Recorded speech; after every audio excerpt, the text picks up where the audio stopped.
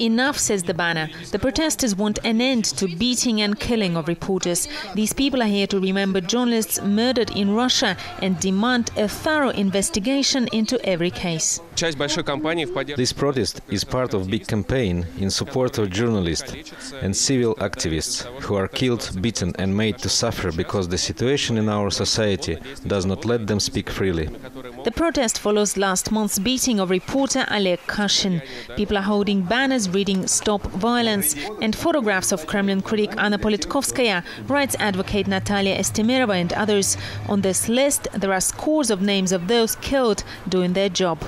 The protesters want to draw public attention to the cases of hundreds of beaten and dozens of killed journalists and the fact that they have not been solved. Experts say the authorities' failure to find those behind the attacks and bring them to justice only encourages further assaults. Everyone in Russia's journalistic community, in Russia's human rights community, keeps looking over the shoulder, expecting something to happen, wondering who's going to be next. And while impunity prevails, something will always be. Someone will always be next, the next victim, the next person to suffer. Russian parliament is considering tougher punishment for those who attack journalists.